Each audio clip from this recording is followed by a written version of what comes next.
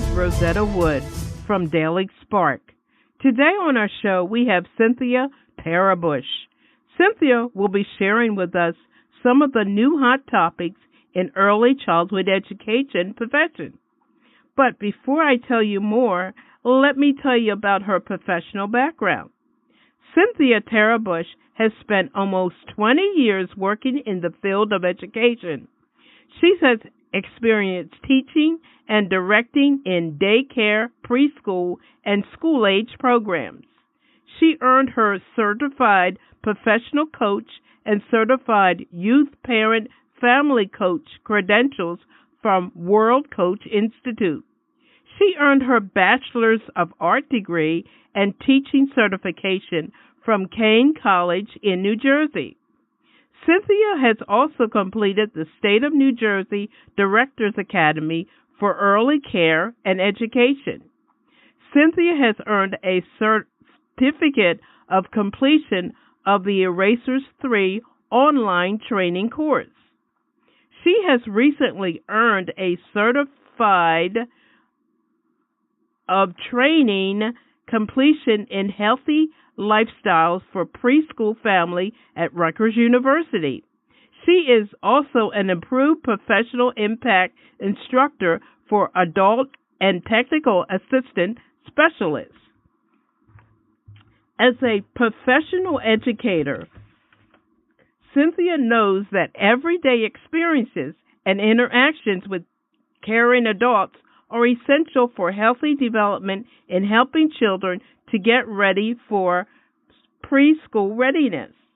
Cynthia will share with us the strategies for giving power to children at playtime, active listening in a child's world, identifying important learning skills in children's play, fun ways to be a good parent, improving conduct and character traits that we receive from our generational cycles.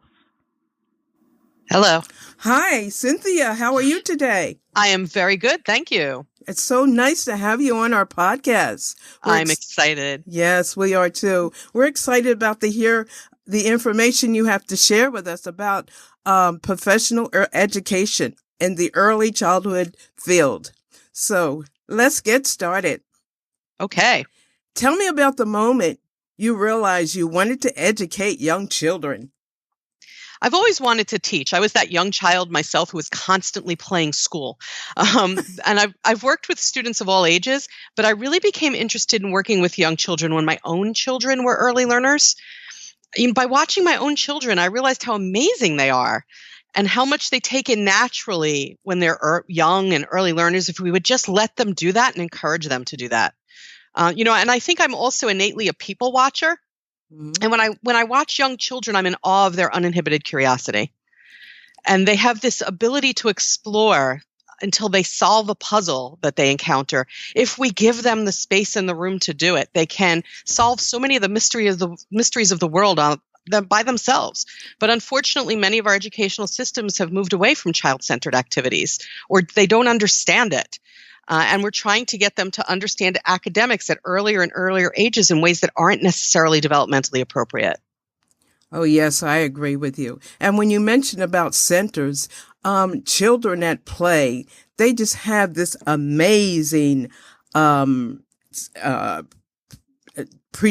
pretend atmosphere, or whatever you want to call it, environment.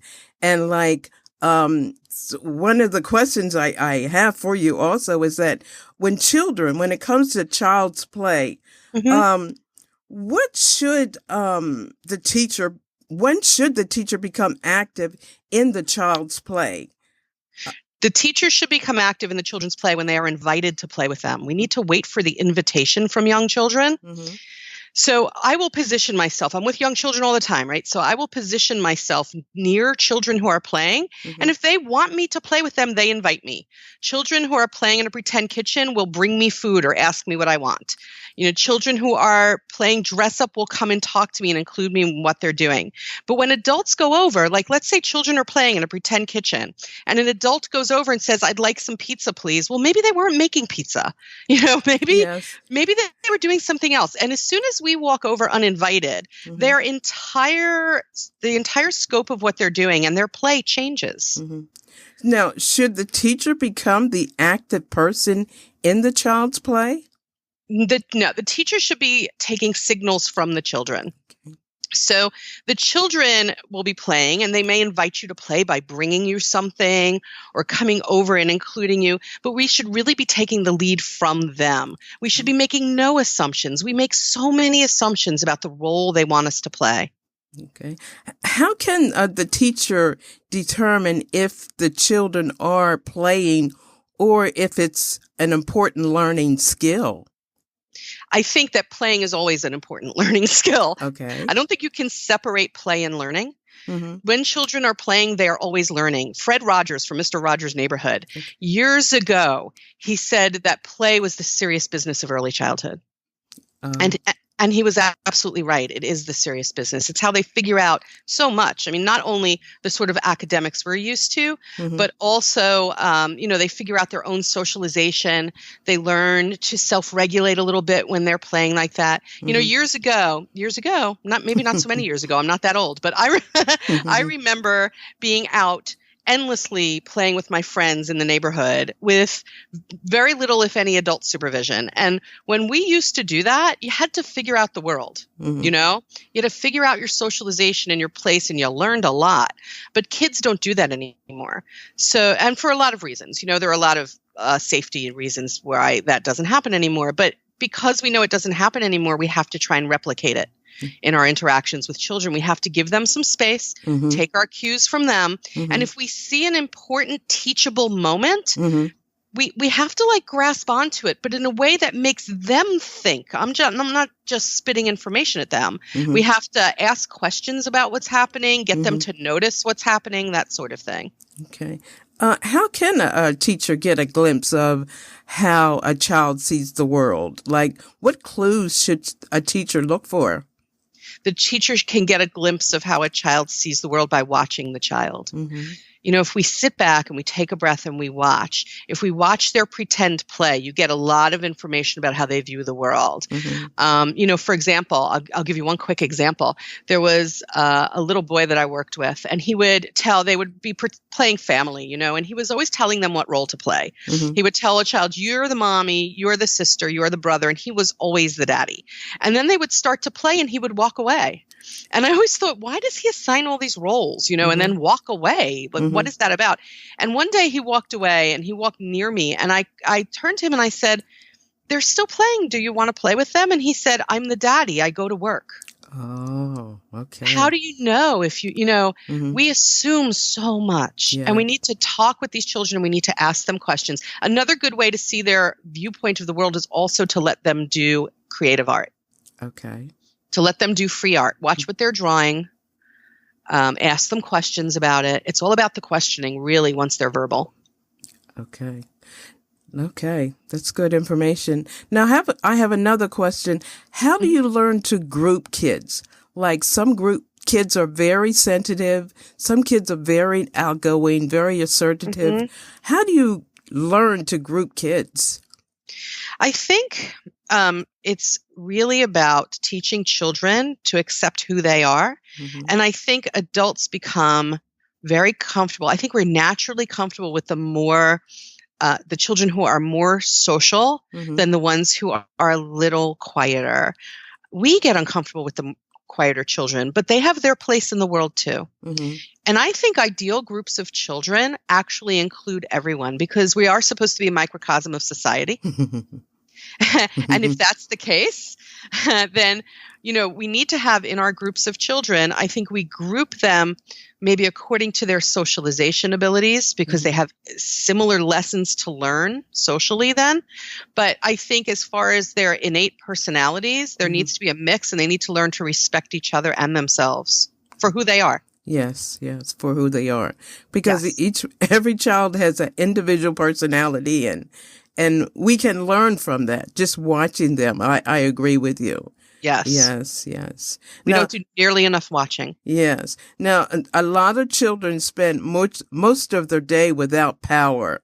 They're being told, what time to get up, what to eat for breakfast, what to wear to school. And playtime is the one time they have control of their pretending play. Yes. And it's real important to them. Do you agree?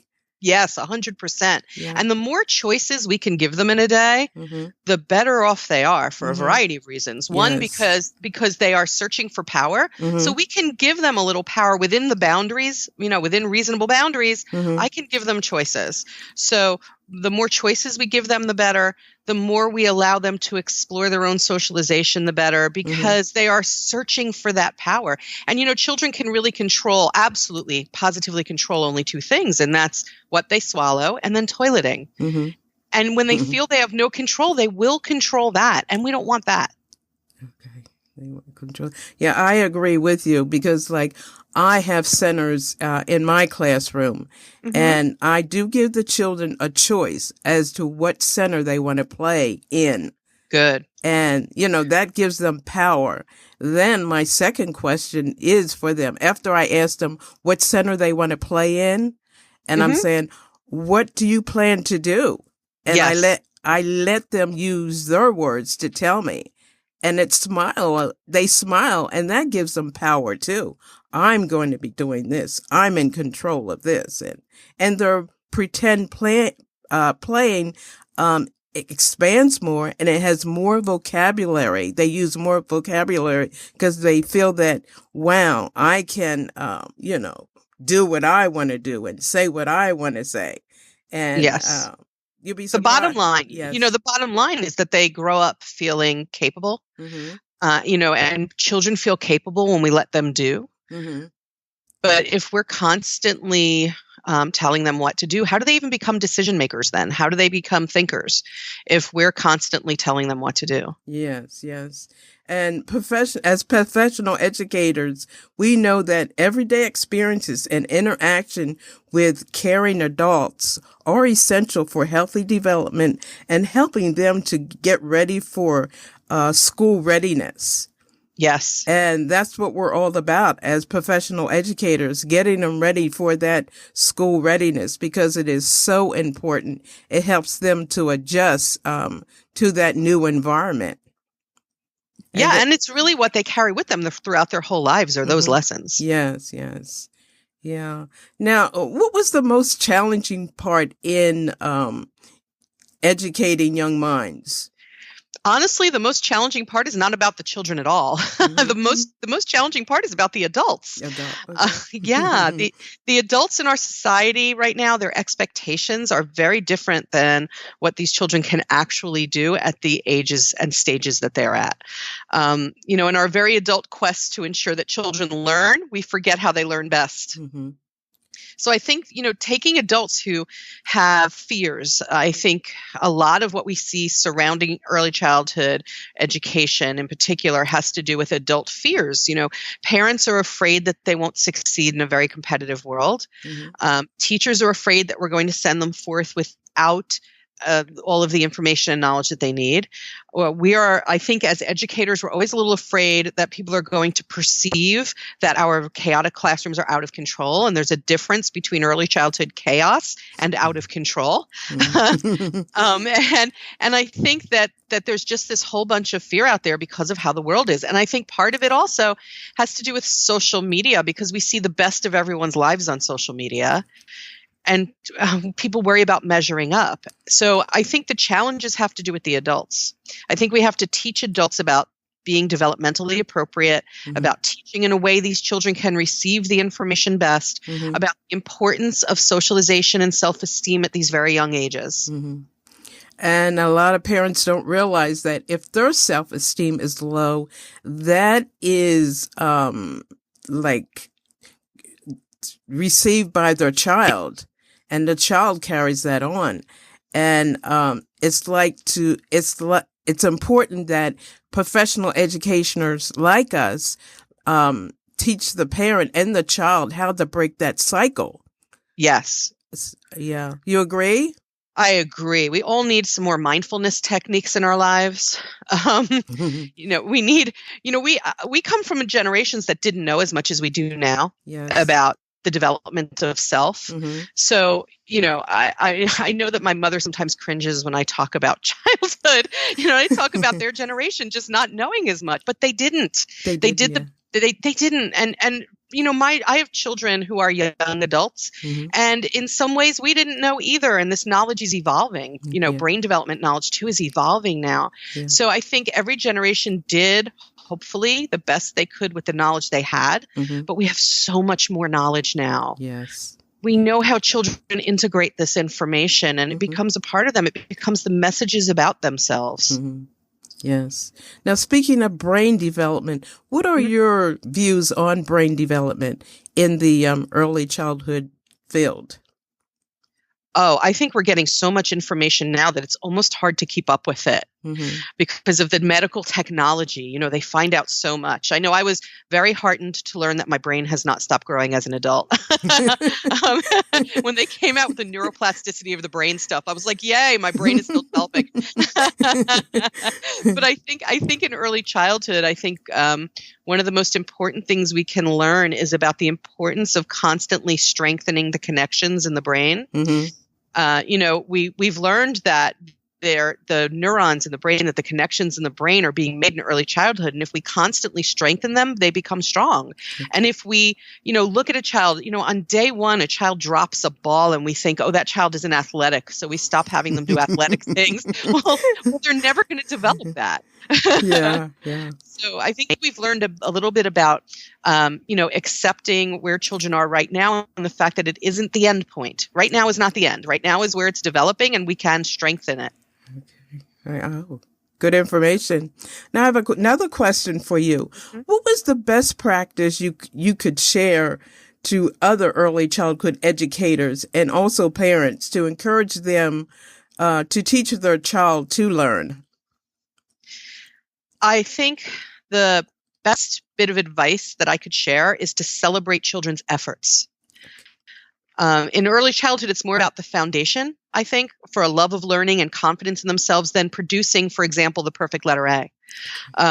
Children are going to learn the academics, especially typically developing children will learn the academics, in a certain time frame. All children will learn as much as they are capable of learning, but the foundational lessons of confidence and pro-social interactions are what are going to carry them through. So we need to celebrate. When a young child picks up a pencil and scribbles, well, we should celebrate that because they picked up the pencil. Okay. When a child makes an effort to do something, we need to encourage their willingness to make an effort and worry maybe a little less about that product in that moment. Okay. Can you give us some examples how we can encourage the child? Yes. Okay. So there are a couple of things. I think we're very focused today on children learning to read and write. And particularly learning to read and write at very young ages. In some cases, I've been in some settings where, as a consultant, where the children are being asked to read and write at ages where A, they are not yet ready, and B, they are not yet interested. And, their fine motor muscles have not developed them enough yet to do what they're being asked to do. So I think when children see us doing, it really encourages them to do too. Yeah. So, one of the things young children don't see us do so much anymore is pick up a pen and write. So I'm not sure why we expect them to really want to do that if they don't see adults doing that. So I think that we need to do a couple of things, and I think it's part of celebrating effort to sit down with a child and have them see us actually writing with a pen or pencil on paper. And then they pick it up and imitate us. And we sit and we talk to them and encourage that by continuing to do it with them.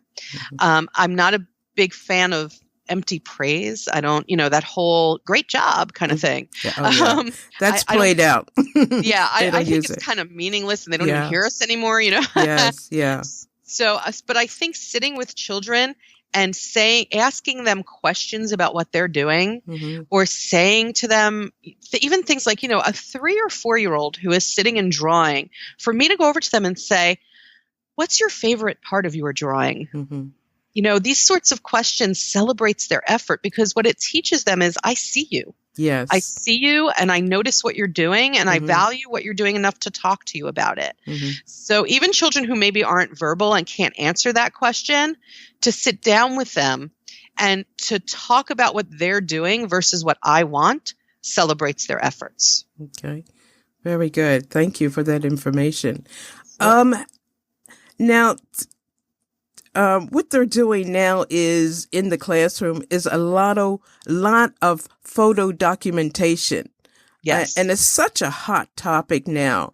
And how do you feel about this? And do you feel that it's important for teachers to share classroom photos with the parents?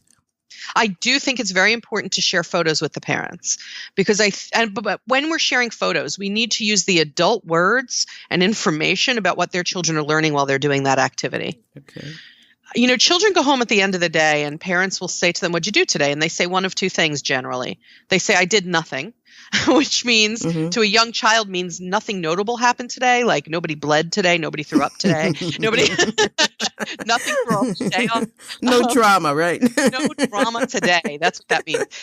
Or children say, "I played," and I can't tell you how many parents come to me and say, "I don't want my child playing," which is just alarming for someone who understands early childhood education. So I think when we take pictures of children doing, and most of the time they're doing through play because that's how they operate, that we need to send explanation home with it. We need to say, your children were doing this today as part of dramatic play. And by doing that, they were learning, when children play dramatically, they learn symbolism, and that's important for future reading and writing. That sort of message to parents. Okay. Needs to happen so that they will back off a little bit about I don't want my children playing. Can you give us an example of symbolism? Yes. For example, when children are playing dramatically, if a child, in order for children to understand the world, they have to become the world because they're very egocentric. So they see the world only from their own point of view, so they have to become it. So if they want to understand what it's like to be as powerful as their teacher, they pretend to be a teacher. Okay. And that means what they're doing is embodying someone else. They are becoming something else. What they're learning is I can stand for something else, which eventually leads to that shape on a page is called a letter. It's really just a shape. We just forget that because we're adults. So it's a shape, and that shape is a symbol for a sound. And that shape is going to symbolize that sound all the time. And when I put those shapes together, they form words, and that words symbolize things in the world. And those are the parts of literacy I think that adults have forgotten because we're so used to reading, we don't think about it. Okay. So they have to understand how one thing can stand for another. And that's just one example. Okay. Can you give us another example? Oh my goodness. I think, another example of them, do you want an example of like the symbolism or early learning skills that they're learning throughout their day? Which example do you want? Both. Give us both. We're here to learn from you.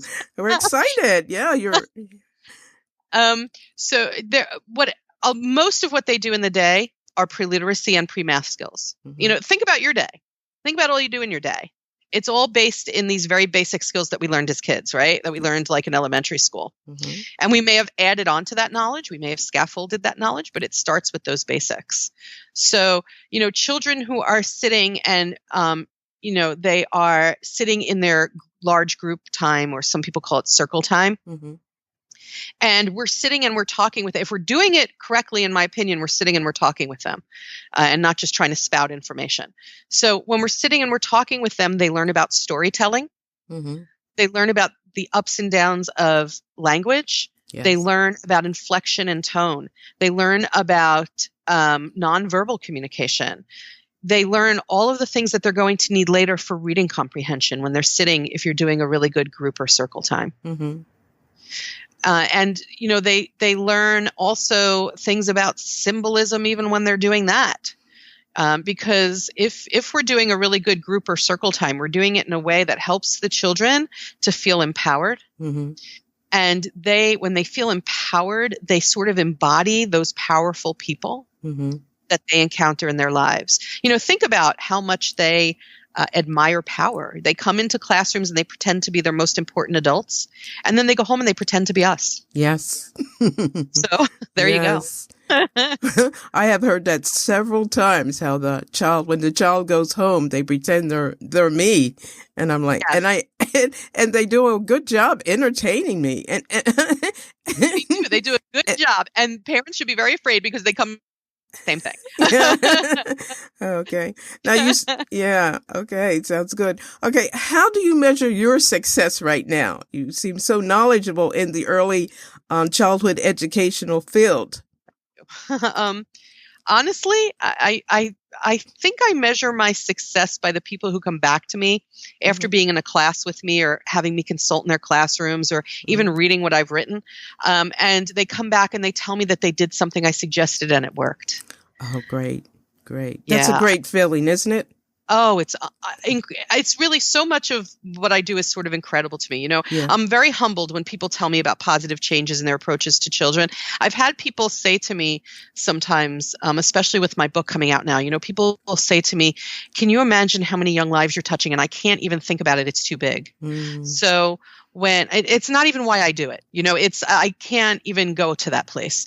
But when people do come to me and say to me, I was in your session last month and I'm back because what you said mattered, that is my measure of success. Wow, that's great.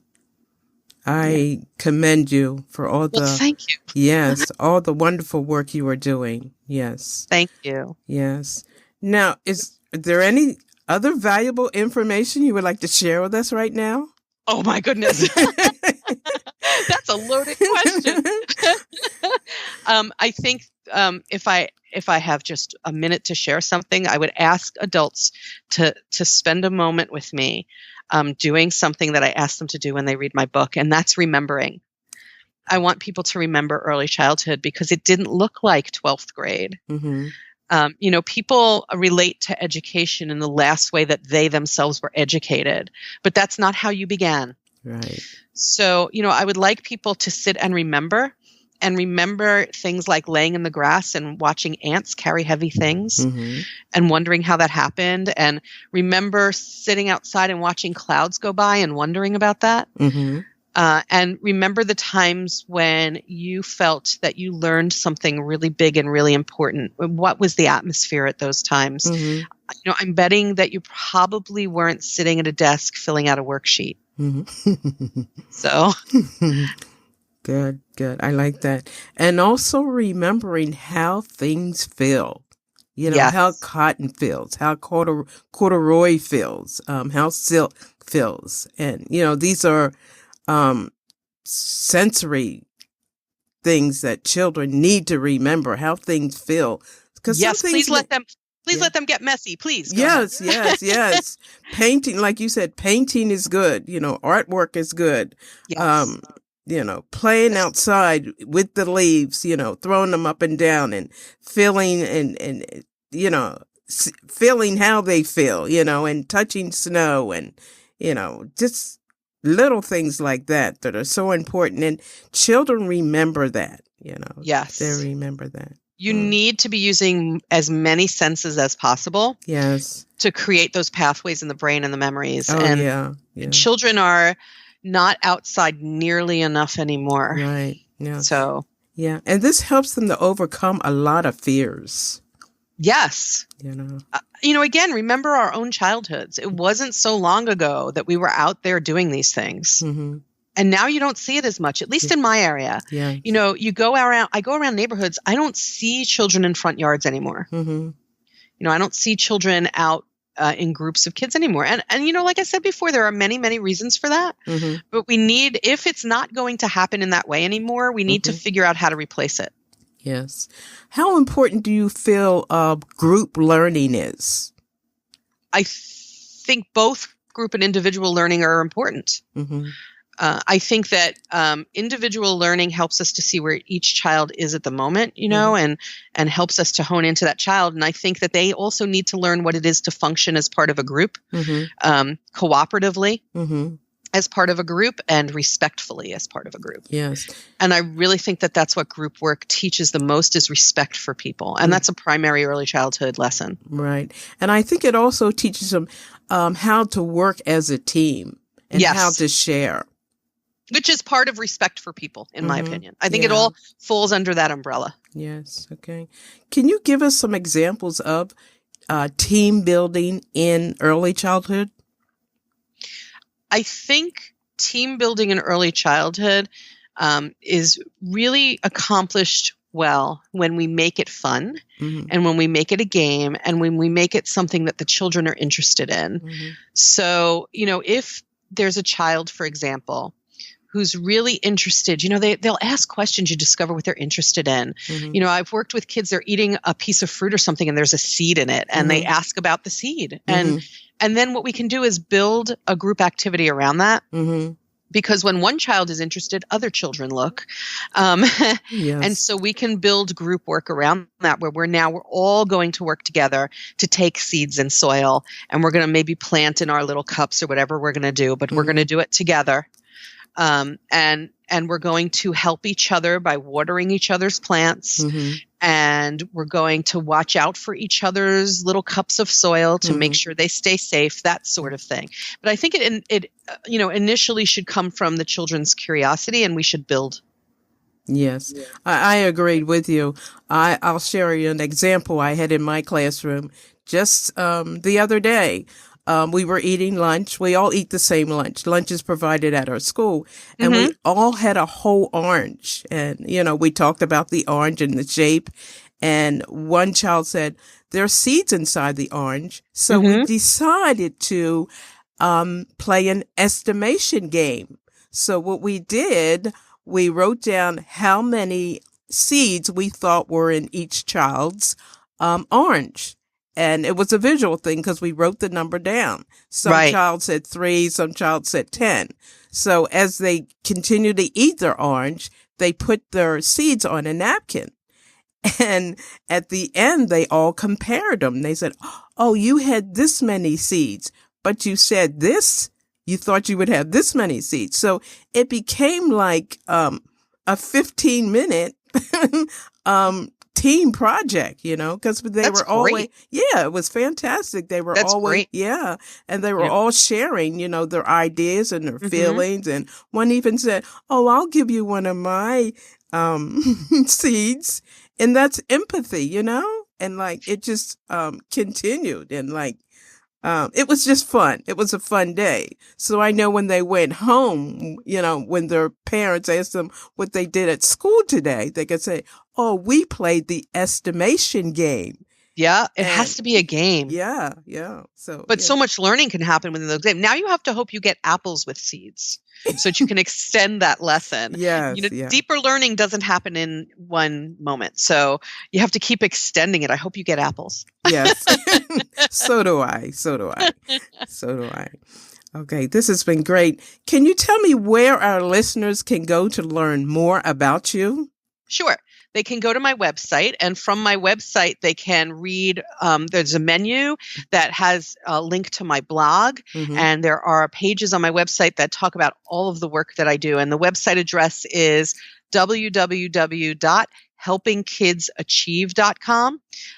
There's information on there also about my forthcoming book from W.W. Norton Publishing, and how to get on my email list to get information about that. I hope people will do that too. Okay. Can you just give us a little tweezer about your new book? Sure. I'd love to. The title of the book is Teach the Whole Preschooler, Strategies for Nurturing Developing Minds. And the book is about sort of what we've been talking about how to teach children developmentally appropriately in today's high-pressure world. Okay. Because they can do it if we do it in a way that's appropriate for the children. So the book gives, I think, both, we talk about what's going on today in society and the educational world, but I also give really practical information, advice, and tips, not only for things people could do in classrooms, but every chapter ends with how to talk to parents about it too. Oh, okay. Okay. So this will be a good book for parents to read. I hope parents are interested in early childhood education as part of their parenting, because children today, thank goodness there's so much early childhood education available, and parents do need to be knowledgeable about it. Yes. I think parents are taking a different view about their children's education now. Because when they were coming up, as you say earlier, we didn't have all this technology or all this knowledge about, how to raise our kids. Right. And we didn't talk about, brain development, self-regulation, and how to select a good preschool, or what to look in what value to look in a qualified teacher. All these little things. So, yeah, I think parents are looking at education differently now. I certainly hope so. Yeah, and I think it's going to be valuable, even more valuable, when their child continues to go into junior high and high school. I think it's going to be like a rippling effect. And I think, hope, yes. Yeah. And I think by reading your book, it's going to teach them how to expand their knowledge, as far as educating a young child. Yes. That will continue into the, higher grades. It continues in the higher grades, because the children will become critical thinkers and confident decision makers. And know that they have ability. So yes. I think that's what they carry forward. If you are sending your child for an early childhood education that values that and fosters that. Yes. Thank you again, Cynthia. Do you have anything else to share? Oh my gosh. No, I don't know. We'd have to do a whole new podcast. Aren't we timed? I don't know. Yeah. Well, I guess they'll just have to buy your book, right? Yes, it will. There used to be that commercial. Remember, read the book, whatever that commercial was. Okay, Cynthia, thank you so much for all your valuable information.